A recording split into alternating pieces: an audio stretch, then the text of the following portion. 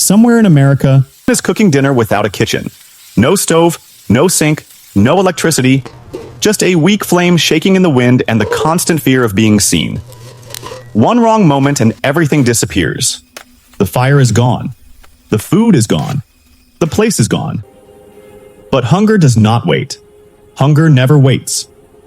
While millions of homes glow with warm lights, running water, and working appliances, this person crouches behind a grocery store, shielding a small fire made from cardboard and scraps of wood. Cars pass by. People walk past. Most never notice. This is how survival looks when a kitchen disappears.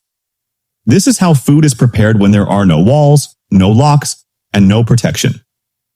In the United States, hundreds of thousands of people wake up every single day without access to a kitchen. No refrigerator to keep food fresh. No clean counter to prepare meals. No safe heat to cook without fear. Yet hunger still arrives. Cold still arrives. The body still demands food. Eating becomes a daily crisis that must be solved again and again. A kitchen is more than a room. It is security. It is control. It is dignity. A kitchen allows people to choose when they eat, what they eat, and how they take care of their health. When that space disappears, every meal becomes uncertain. Food spoils quickly. Supplies get stolen. Cooking tools are lost, taken, or destroyed. Nothing stays where it was left. Nothing feels safe. For people experiencing homelessness, cooking is never comfortable. It is stressful and dangerous. Using fire can lead to arrest. Staying too long in one place can lead to being forced out. Being noticed can mean losing everything in minutes. So meals are rushed. Fires are hidden. Food is cooked quickly, sometimes half-cooked, sometimes burned, sometimes eaten cold because there is no time. Many people stop cooking altogether and memorize the city instead. They know which gas stations have microwaves, which convenience stores allow people to heat food without asking questions, which public buildings have warm water or open restrooms. This information spreads quietly because losing access can mean going hungry. One broken microwave can affect dozens of people in a single neighborhood. But microwaves require packaged food. And packaged food is often cheap, processed, and unhealthy. High in salt, high in sugar, Low in nutrition. Hunger may be reduced, but health slowly fades. Bodies weaken. Energy disappears. Illness becomes common. Others survive on cold meals day after day. Canned food eaten straight from the can. Bread and peanut butter. Crackers. Instant noodles without water. These foods keep the body alive, but they slowly drain the spirit. Eating becomes repetitive. Joy disappears. Life becomes endurance instead of living. Water becomes another daily struggle. Clean water is hard to find. Public restrooms close early or stay locked.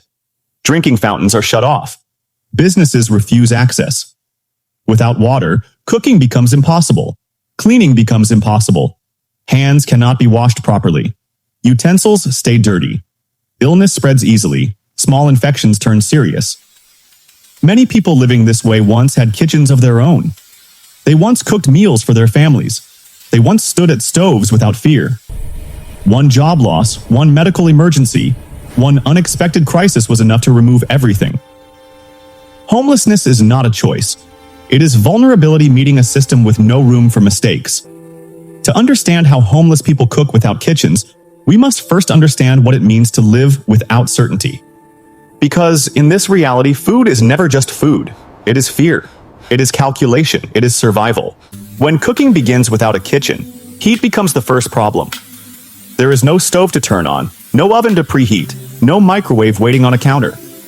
Heat must be created from nothing. Some people rely on small camping stoves, usually old, damaged, or shared between several people. These stoves are fragile. Fuel runs out quickly. One broken part can make the entire stove useless. Others use small grills or makeshift burners built from metal scraps. Many rely on open fires. Pieces of wood, cardboard, trash, anything that can burn becomes fuel. Fire becomes the stove. But fire is dangerous. Fire attracts attention. In many American cities, open flames are illegal, even when used for cooking or warmth. A single flame can lead to police arriving, tickets being issued, or camps being cleared. People know this.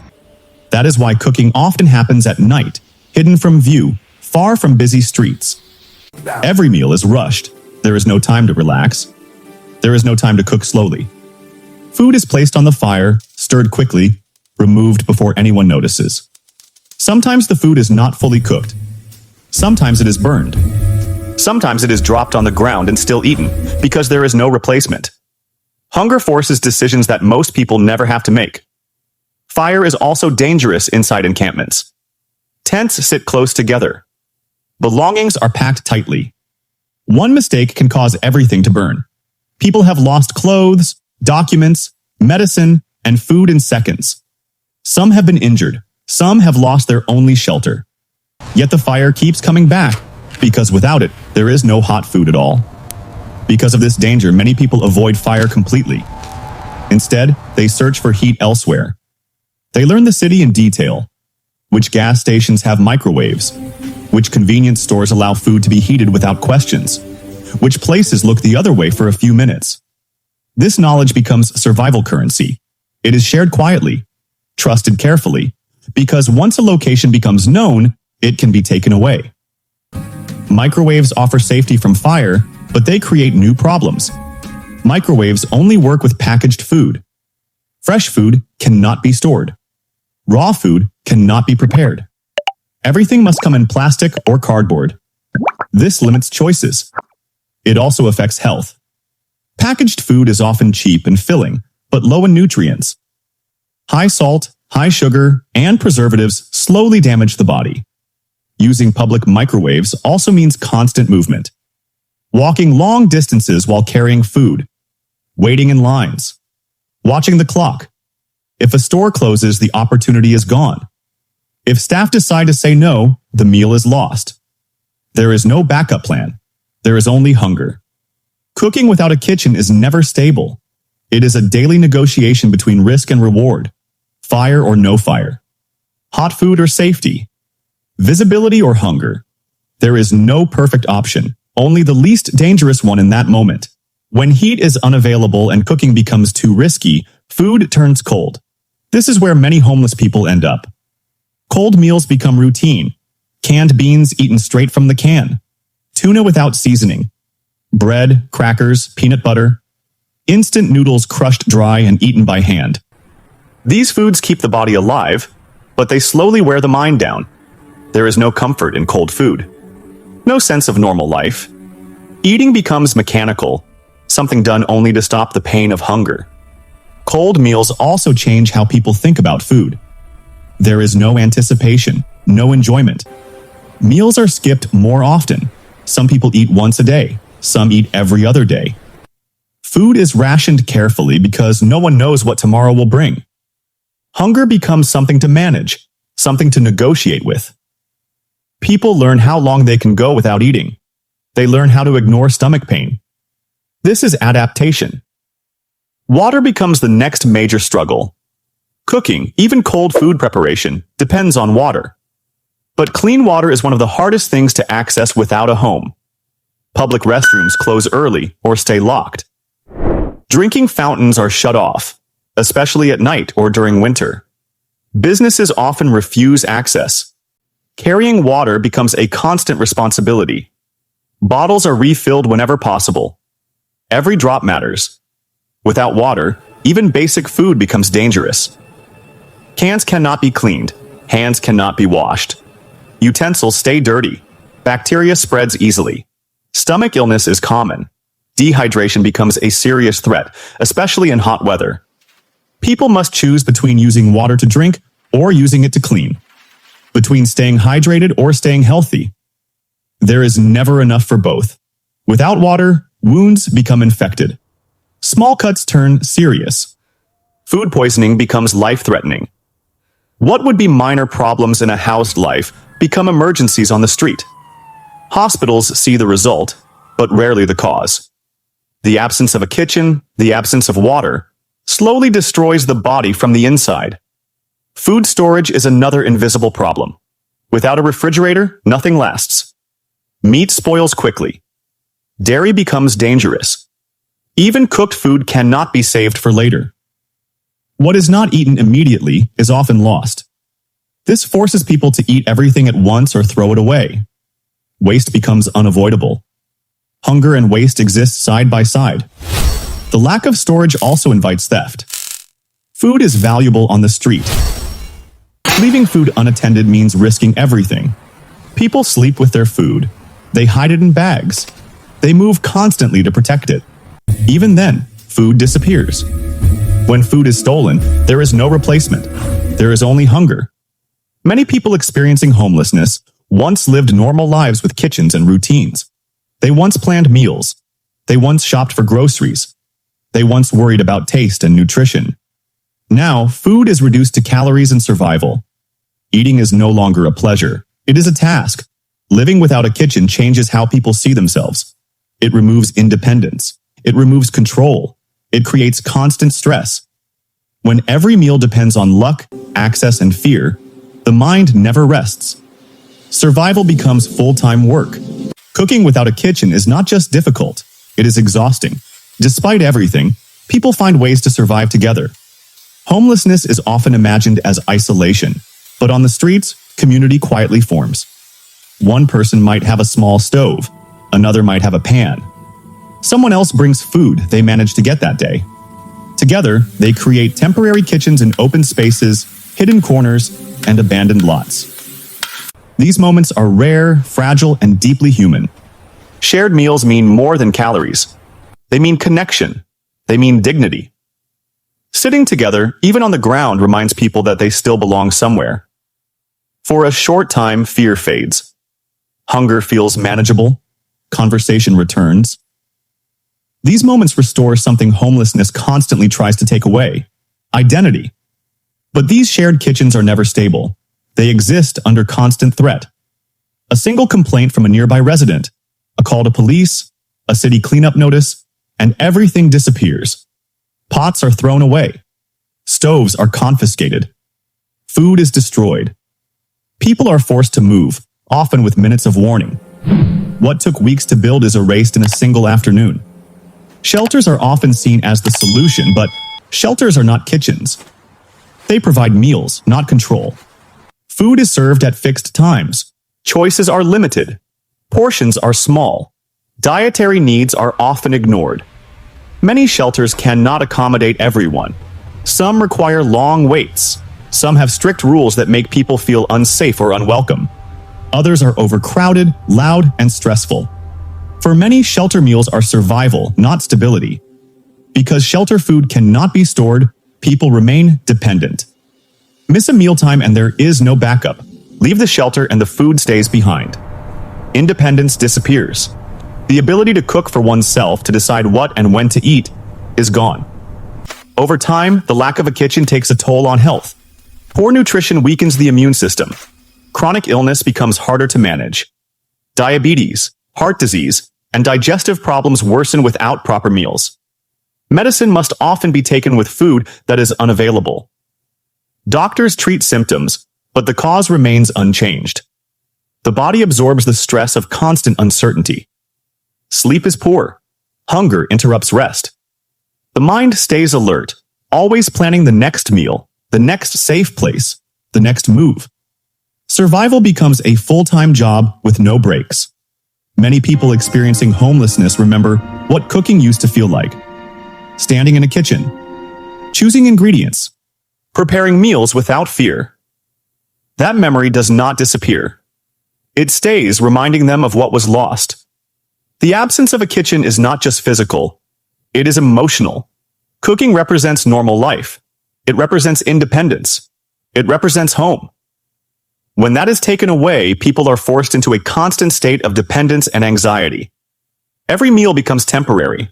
Every solution feels fragile, yet people keep going. They adapt, they share, they survive. Not because it is easy, but because there is no alternative. And in these shared meals, even under threat, humanity quietly refuses to disappear. America is one of the richest countries in the world. Yet for many people, a kitchen has become an unreachable luxury. Rising rent pushes families out. Job instability turns paychecks into uncertainty. Medical bills arrive without warning and take everything that was saved. For many, homelessness does not begin with a single bad decision. It begins with one moment where the system offers no second chance. When housing is lost, the kitchen is often the first thing to disappear and the last thing to return. Without it, daily life becomes unstable. Food choices vanish. Health declines. Independence fades. What remains is constant dependence on access, permission, and luck. People begin to organize their lives around meals instead of goals, around survival instead of progress. Cooking is not only about food, it is about control over one's own life. It is the ability to care for the body without asking permission. When that control is removed, stress becomes constant. The mind never rests.